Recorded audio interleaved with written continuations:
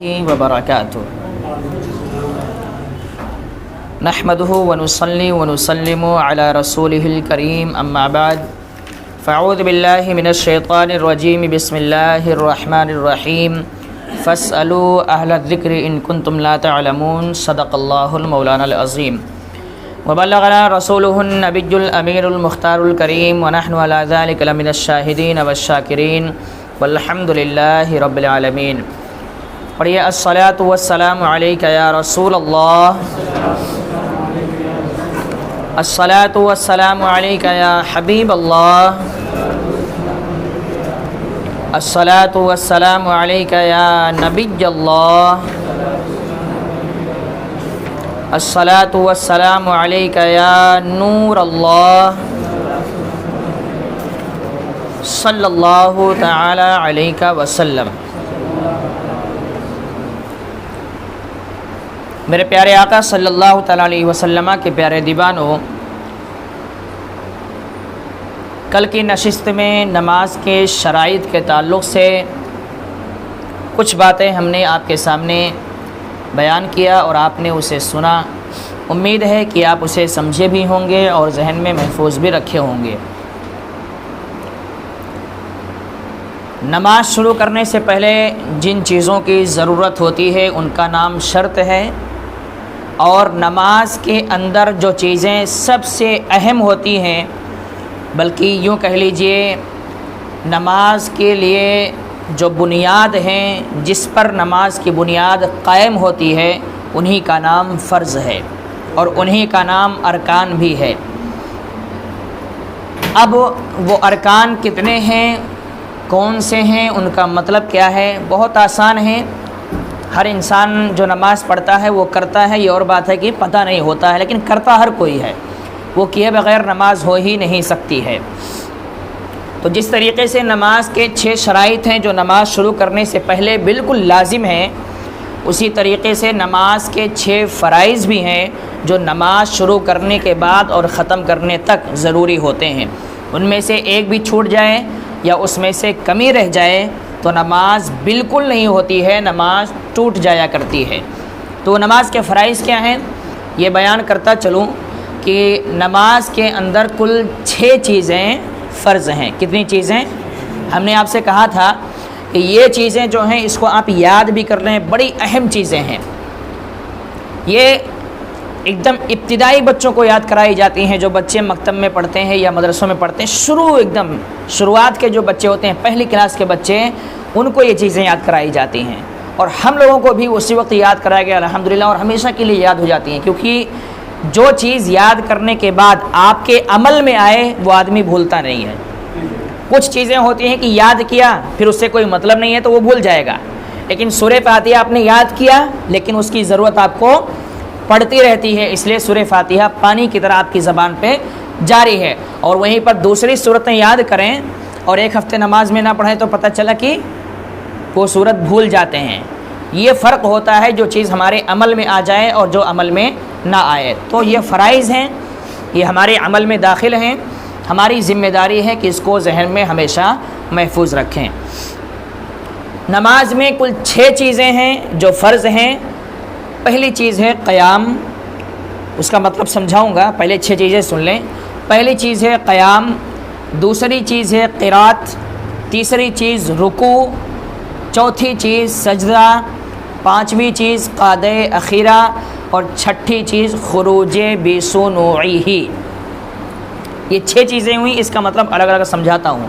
قیام، قرات، رکوع، سجود، قعدہ اخیرہ، خروج بسنوعہ، یہ 6 چیزیں نماز میں کیا ہیں؟ فرض ہیں۔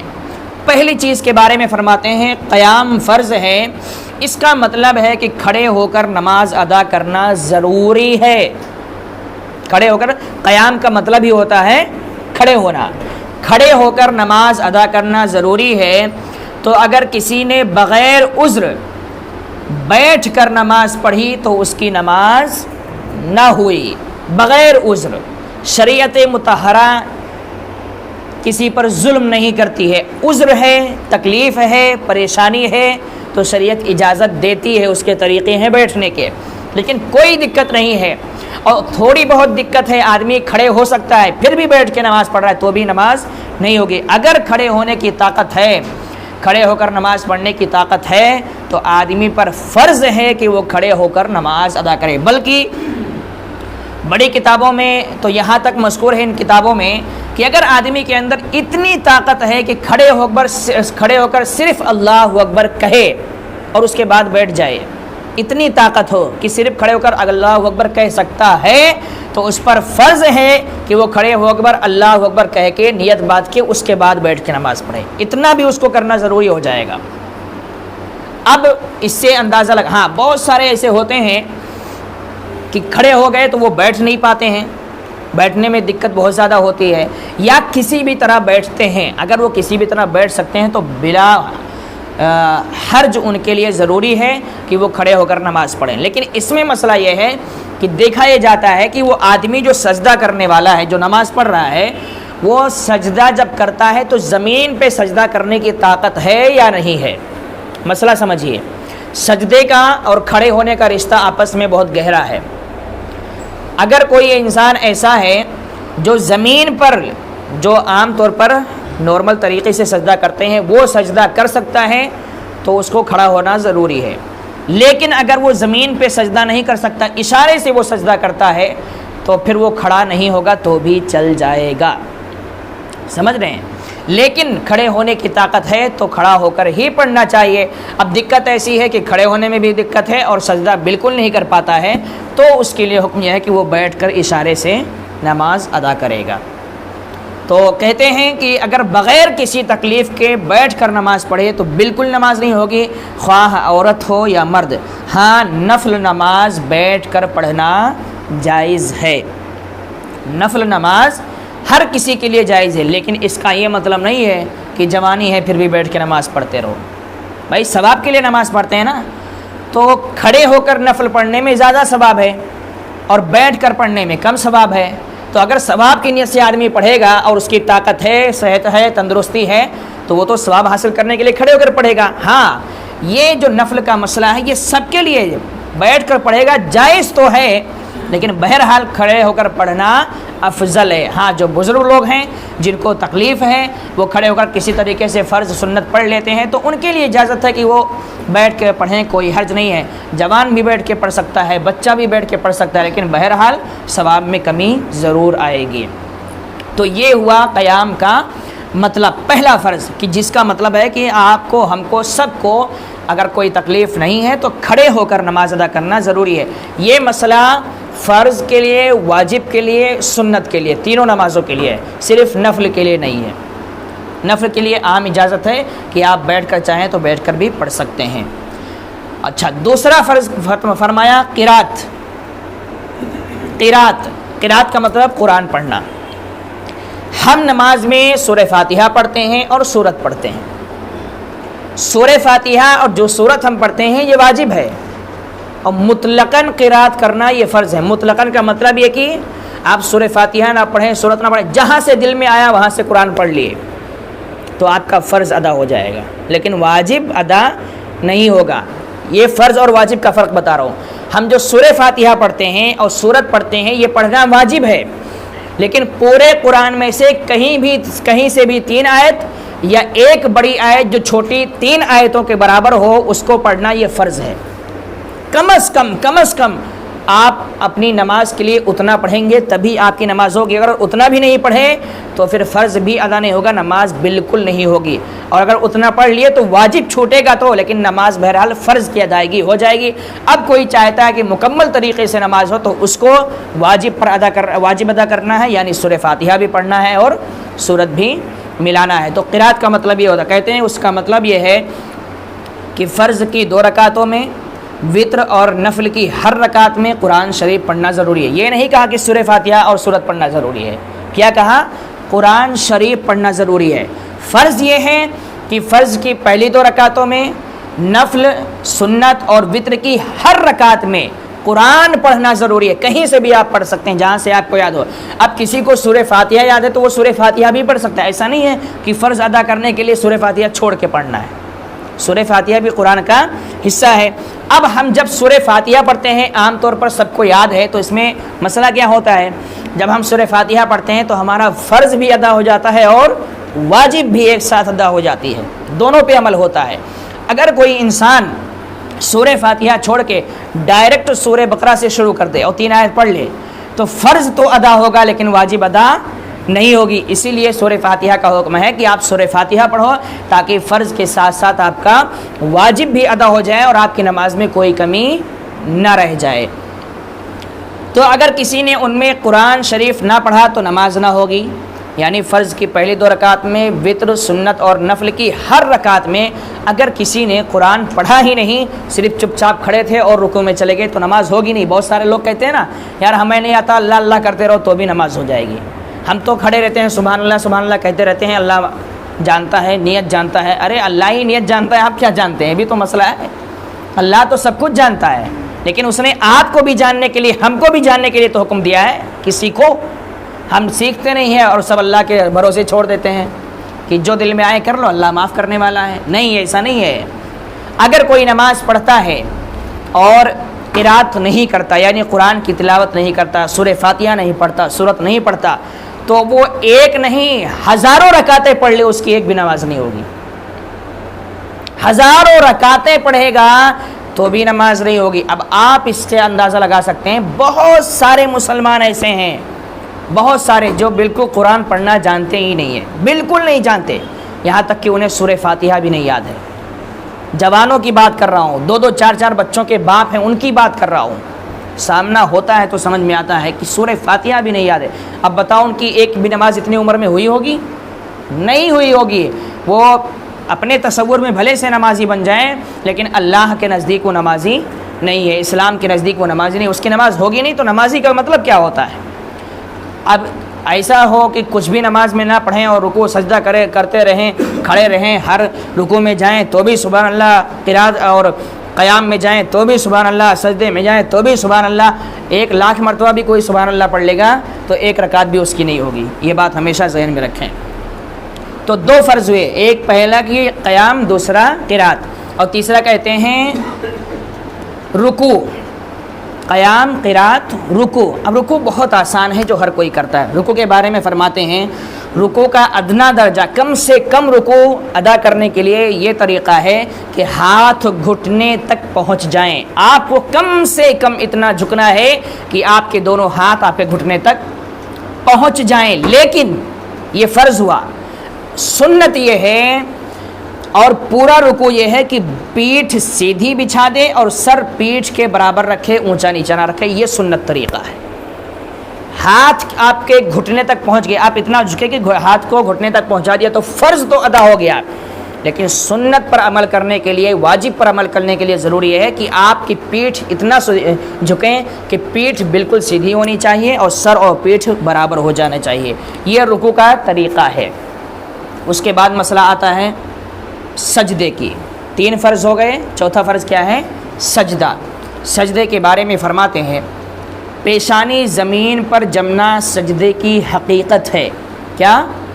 پیشانی زمین پر جمنا سجدے کی حقیقت ہے، اور پاؤں کی ایک انگلی کا پیٹ زمین سے لگنا فرض ہے، شرط ہے۔ اب اس پہ ایک پوائنٹ بتاتا ہوں۔ سجدے میں پیشانی جو ہے زمین پر بالکل جمنا چاہیے۔ جمنے کا مطلب لگنا نہیں ہوتا کہ تھوڑا سا لگا لو اور سجدہ کر لو، جمنے کا مطلب بالکل ایک دم جما کے زمین پہ لگانا ہے اس کو، اور پاؤں کی کم سے کم ایک انگلی زمین پہ لگنا نہیں ہے، ایک انگلی کا پیٹ زمین پہ لگنا ہے۔ پیٹ مطلب یہ کہ بہت سارے لوگ ایسے سا پیر رکھتے ہیں نا، ایسا نہیں، ایسا ہونا چاہیے۔ یہ جو انگلی کا حصہ ہے پیر کا، یہ زمین پہ لگنا چاہیے، کم سے کم ایک انگلی کا۔ ایک انگلی کا پیٹ زمین پہ جمنا فرض ہے، 3 انگلیوں کا جمنا واجب ہے، اور 5 انگلیوں کا جمنا کیا ہے؟ سنت ہے۔ تو کم از کم کتنی بھی مختصر نماز ہوگی تو اس میں عمل کے لیے 1 انگلی کا لگانا ضروری ہے، اور اس سے بہتر نماز پڑھنے کے لیے کہ واجب پر عمل کرنا ہے تو 3 انگلیوں کا لگانا ضروری ہے، اور مکمل طریقے سے نماز پڑھنا ہے تو سنت پر عمل کرتے ہوئے 5 انگلیوں کا لگانا ضروری۔ اب وہ لوگ جو بیچارے سجدے میں جاتے ہیں تو پیر ایسا لگتا ہے آسمان میں پیر جا رہا ہے اور خود زمین پہ جا رہے ہیں. بہت سارے لوگوں کو آپ پیچھے سے دیکھیں گے سجدہ کرتے ہوئے تو سجدے میں جاتے ہیں تو ان کے دونوں پیر زمین سے اٹھ جاتے ہیں. نماز نہیں ہوگی. مسئلہ تو بہت معمولی سا لگتا ہے لیکن دونوں پیر کیا ایک پیر بھی زمین سے اٹھ گئے تو نماز ہوگی ہی نہیں. کیوں؟ کیونکہ دونوں پیر کی کم سے کم ایک انگلیوں کی پیٹ کا زمین سے لگنا فرض ہے. اور جب پورے انگلیاں زمین سے اٹھ گئیں ایک بھی نہیں لگی تو فرض ہی ٹوٹا. فرض ٹوٹا تو نماز ٹوٹی. نماز ٹوٹی تو بھائی چھٹی ہو گئی سب کی. تو یہ مسئلہ بہت اہم ہے. جب ہم سجدہ کریں تو ہمارا دھیان جہاں ناک کی ہڈی پر پیشانی کی ہڈی پر ہونا چاہیے وہیں ہمارے پیر پر بھی ہونا چاہیے کہ ہمارا پیر آسمان میں ہے یا پھر زمین پہ ہے. خیر کہتے ہیں یعنی کم از کم پاؤں کی ایک انگلی کو موڑ کر قبلہ رخ کرنا ضروری ہے. تو اگر کسی نے اس طرح سجدہ کیا کہ دونوں پاؤں زمین سے اٹھے رہے تو نماز نہیں ہوگی بلکہ صرف ایک انگلی کی نوک زمین سے لگی رہی جب بھی نماز نہیں ہوگی. کیا حکم ہے؟ کم سے کم ایک انگلی کا پیٹ جو ہے وہ زمین سے لگنا فرض ہے. پیٹ نہیں لگایا صرف نوک لگایا ہے ایسے بس رکھی ہوئی ہے انگلی تو بھی نماز نہیں ہوگی. ایسی ہونی چاہیے بالکل جمنا چاہیے تب جا کے فرض نماز ادا ہوگا. تو بہت سب سے گزارش یہ ہے کہ سجدے میں اس بات کا احتیاط کریں کہ آسمان میں پیر کو اڑانے کے بجائے زمین پر جمائے رکھیں. جس کے پیر زمین پہ رہتے ہیں وہ عزت والا ہے. جو اڑنے لگتا ہے آسمان میں وہ پھر ذلیل ہو جاتا ہے. یہ بات ہمیشہ یاد رکھیں. چاہے وہ تکبر کی بنیاد پر اڑنا ہو چاہے کسی اور بنیاد پر اڑنا ہو. مثال بھی کہتے ہیں نا کہ پاؤں کو زمین پہ رکھو آسمان میں مت اڑو ورنہ پھر آسمان سے گرو گے تو ہڈی گڈی سب بکھر جائیں گے. تو یہ بات ہمیشہ ذہن میں رکھیں کہ نماز میں بھی یہی مسئلہ ہے کہ ہم جب نماز پڑھیں تو سجدے میں ہمارے پیر بالکل زمین سے جمے ہونے چاہیے. اب اس کے بعد کہتے ہیں کہ 3 انگلیوں کا پیٹ کم سے کم زمین سے لگنا کیا ہے؟ واجب ہے. اب قاد اخیرہ یہ 5واں فرض ہے. قاد اخیرہ اور خروج بسنوعہ یہ تو بہت اہم ہے. اس کو سمجھنے کی بہت سخت ضرورت ہے. رکوع سجدہ یہ تو عام طور پر آدمی سمجھ لیتا ہے. قاد اخیرہ کہتے ہیں نماز کی رکعتیں پوری کرنے کے بعد التحیات و رسولہ تک پڑھنے کی مقدار بیٹھنا فرض ہے. فرض یہ ہے نماز کی رکعتیں پوری کرنے کے بعد مطلب یہ کہ 2 رکعت والی نماز ہے تو 2 رکعت مکمل کرنے کے بعد جو بیٹھتے ہیں وہ قاد اخیرہ ہے. 4 رکعت والی نماز ہے تو 4 رکعت مکمل کرنے کے بعد جو بیٹھتے ہیں وہ قاد اخیرہ ہے. 3 رکعت والی نماز ہے تو 3 رکعت مکمل کرنے کے بعد جو بیٹھتے ہیں وہ قاد اخیرہ ہے. لیکن کم سے کم کتنی دیر بیٹھنا ہے؟ اتنی دیر بیٹھنا ہے رکعتیں مکمل کرنے کے بعد جتنی دیر میں التحیات پڑھی جا سکتی ہو تب قاد اخیرہ مانا جائے گا. اگر کوئی اس سے پہلے ہی اٹھ گیا یا سلام پھیر دیا پڑھا ہی نہیں التحیات وغیرہ تو اس کی نماز نہیں ہوگی. اتنی دیر بیٹھنا کہ جتنی دیر میں التحیات پڑھ سکتے ہیں اتنی دیر بیٹھنا فرض ہے بھلے سے التحیات نہ پڑھے. میں فرض سمجھا رہا ہوں. صرف اتنی دیر بیٹھنا فرض ہے اور اس التحیات کا پڑھنا کیا ہے؟ واجب ہے. التحیات کا پڑھنا کیا ہے؟ واجب ہے. تو جب ہم بیٹھتے ہیں اتنی دیر تو ہمارا فرض ادا ہو جاتا ہے اور جب التحیات پڑھ لیتے ہیں تو فرض کے ساتھ واجب بھی ادا ہو جاتا ہے اور اس کے بعد درود ابراہیمی دعائے معصورہ پڑھتے ہیں تو ہماری سنت بھی ادا ہو جاتی ہے.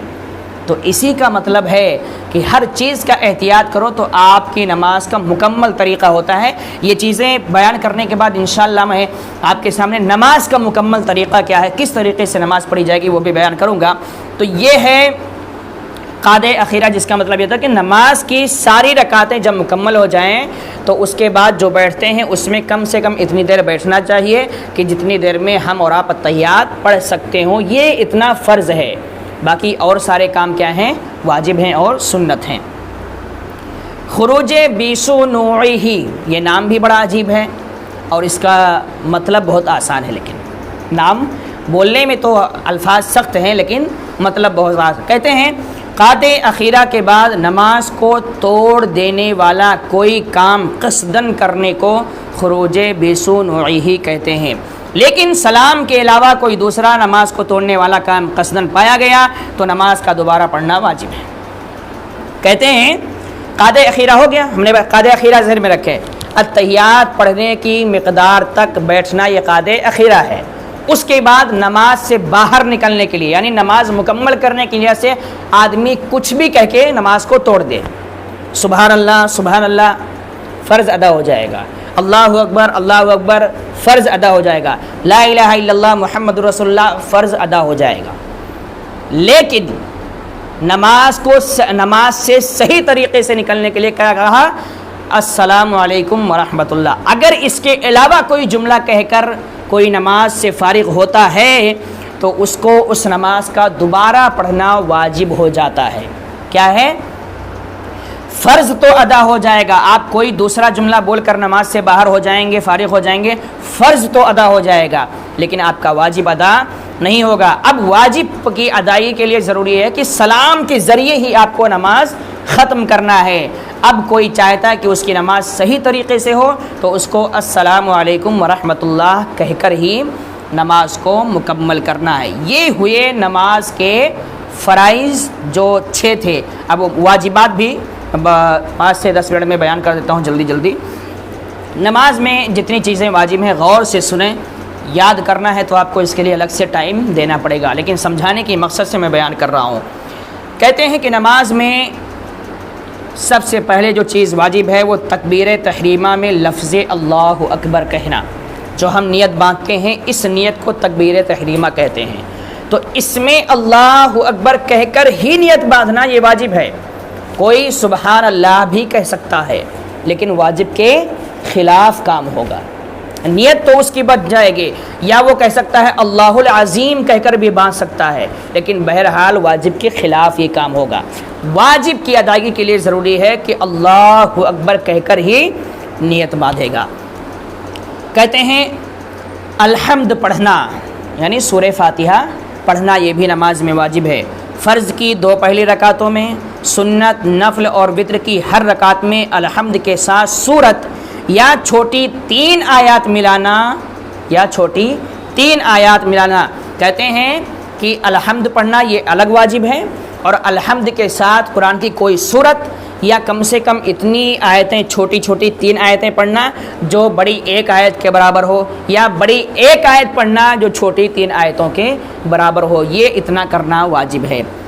نماز میں پہلی 2 رکعتوں میں قرات کے بعد متصلاً رکوع کرنا، متصلاً یہ لفظ سمجھنے کی ہے۔ کہتے ہیں نماز میں پہلی 2 رکعتوں میں قرات کے بعد متصلاً رکوع کرنا، یعنی یہ ہے کہ نماز میں جیسے آپ قرات کرتے ہیں، قرات کا مطلب سورہ فاتحہ پڑھا، سورت پڑھا، اس کے فوراً بعد آپ کو رکوع کرنا ہے۔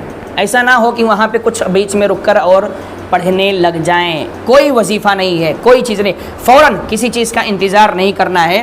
اور کہتے ہیں سجدے میں دونوں پاؤں کی 3 انگلیوں کا پیٹ زمین سے لگنا، ہم نے بتا دیا تھا پہلے ہی کہ 1 لگنا فرض ہے، 3 لگنا واجب ہے۔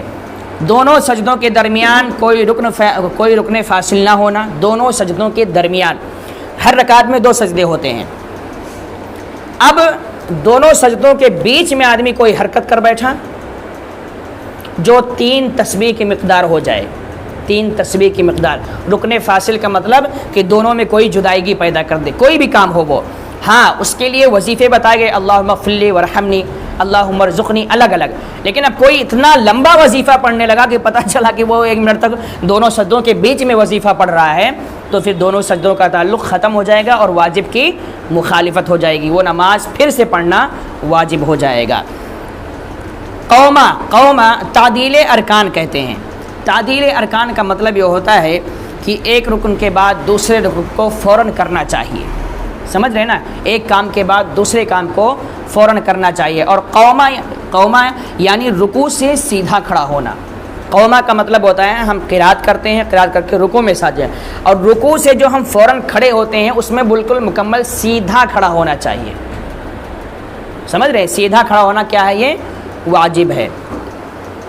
جلسہ یعنی دونوں سجدوں کے درمیان سیدھا بیٹھنا، دونوں سجدوں کے درمیان سیدھا بیٹھنا۔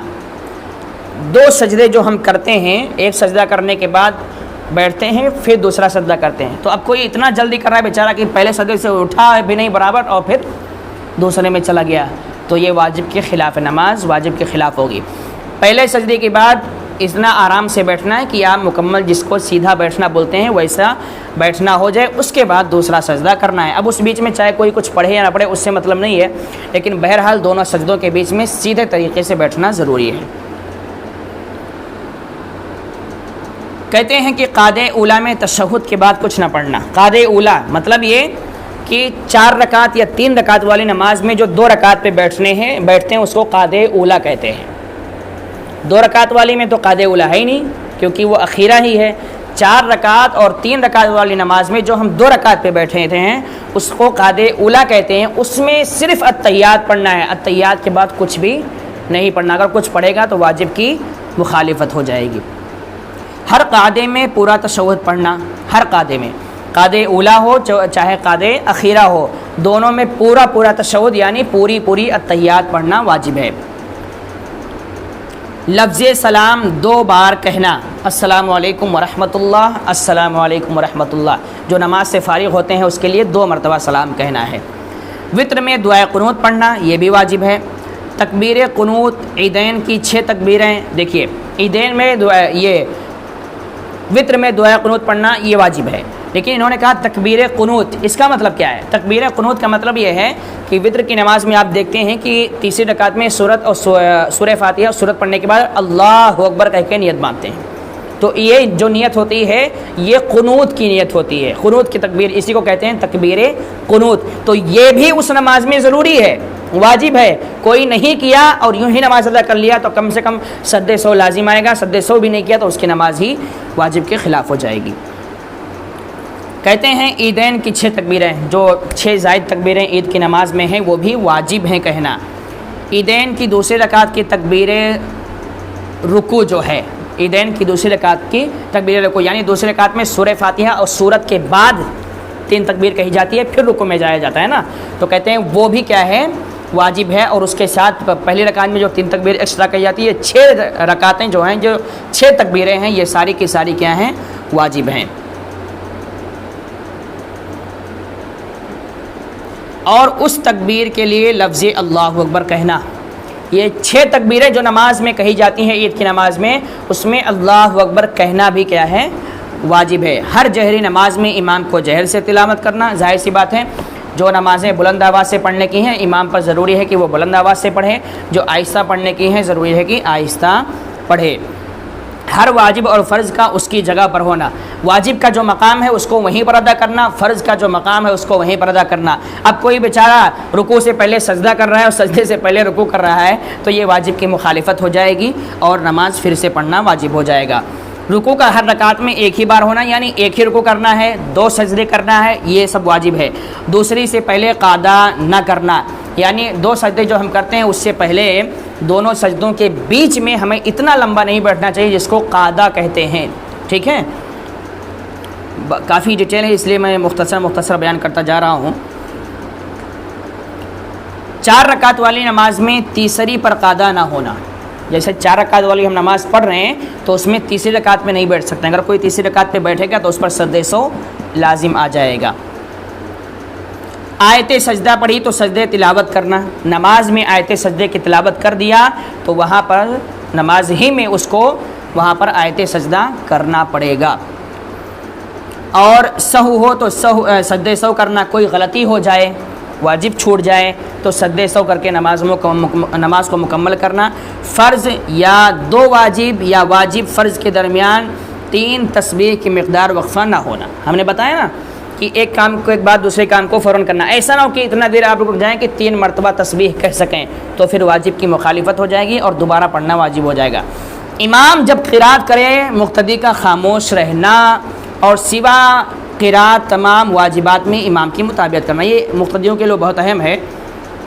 امام جب قرات کرے جماعت کے ساتھ نماز پڑھتے ہیں تو سارے مقتدیوں کو خاموش رہ کے سننا ہے، صرف قرات، اور قرات کے علاوہ جو کچھ امام کرے گا وہ سب کچھ مقتدی کو بھی کرنا ہے۔ بہت سارے لوگ بولتے ہیں نا امام کے پیچھے ہم لوگ پڑھ لیں گے، تیار نہیں عادت تو بھی نماز ہو جائے گی، یہ نہیں عادت تو بھی، بھیا حلوہ نہیں ہے کہ امام کے پیچھے پڑھے تو امام کی ٹھیکیداری کہ تمہاری بغیر نماز ہوئے بھی تمہاری نماز اللہ کی بارگاہ میں پہنچا دے گا، اس کو اختیار۔ ہاں جماعت کے ساتھ جو نماز ہوتی ہے اس کا یہ مطلب ہوتا ہے کہ امام جو ہے، امام کی حیثیت یہ ہے کہ وہ اللہ سے تمہارا رشتہ جوڑتا ہے اور تمہاری صحیح نماز کو اللہ کی بارگاہ تک پہنچاتا ہے۔ اب کوئی امام کے پیچھے کھڑے ہو کے گانا گائے اور کہے کہ امام صاحب نماز پڑھ رہے ہیں تو ہماری بھی ان کے صدقے میں ہو جائے گی، تو ایسا نہیں چلے گا۔ تو یہ ہو گئے نماز کے فرائض اور نماز کے واجبات۔ اب اس سے زیادہ ڈیٹیلز نماز کی سنتوں میں ہیں، انشاءاللہ کل سنتیں اور پھر نماز کا طریقہ دونوں ساتھ میں لینے کی کوشش کریں گے۔ اللہ رب العزت ہم سب کو مسائل شرعیہ سیکھنے کی توفیق عطا فرمائے اور اس پر بہتر طریقے سے عمل کرنے کی توفیق عطا فرمائے۔ وما علینا الا البلاغ۔ السلام علیکم ورحمۃ اللہ وبرکاتہ۔